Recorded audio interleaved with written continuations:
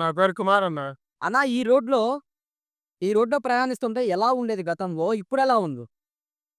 ఈ రోడ్డు గతంలో చాలా దారుణంగా ఉండేదన్న అసలు. 5 ఏళ్ల క్రితం అయితే ఈ రోడ్డు ఈ గుంతలమయం నల్లకర ఎక్ రోడ్డు కాడి నుంచి ఆ చివరి దాకా చాలా దారుణంగా ఉండేదన్న అసలు. ఆ గుంటలతో అసలు ఆ దుమ్ము గాని, వచ్చే ప్రజలు గాని, వచ్చేవాళ్ళు, వెళ్ళేవాళ్ళు గాని చాలా ఇబ్బంది పడేవాళ్ళన్న అసలు.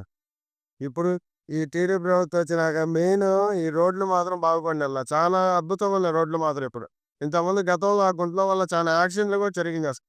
పిల్లలకి కానీ, పెద్దలకి కానీ, వృద్ధులైతే మాత్రం చాలా ఇబ్బంది పడేవాళ్ళన్న ఇంతకుముందు.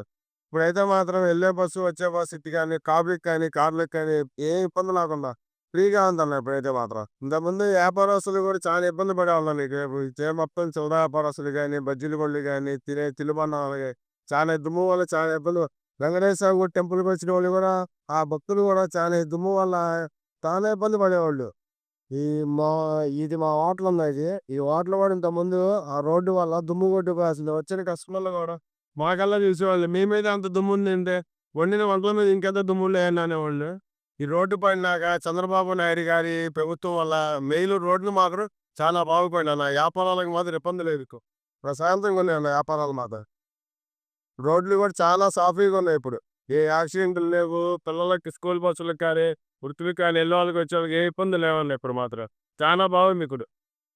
ఈ వీడియో నచ్చితే లైక్ చేయండి. అలాగే మా ఛానల్ ని ఫస్ట్ టైం కనుక చూస్తున్నట్టయితే ఇప్పుడే సబ్స్క్రైబ్ చేసుకుని పక్కనే ఉన్న గంట సింబల్ ని యాక్టివేట్ చేసుకోండి. అప్పుడే మేము పెట్టే ప్రతి వీడియో మీకు నోటిఫికేషన్ గా వస్తుంది. అలాగే ఈ వీడియో పూర్తిగా చూసినందుకు ధన్యవాదాలు.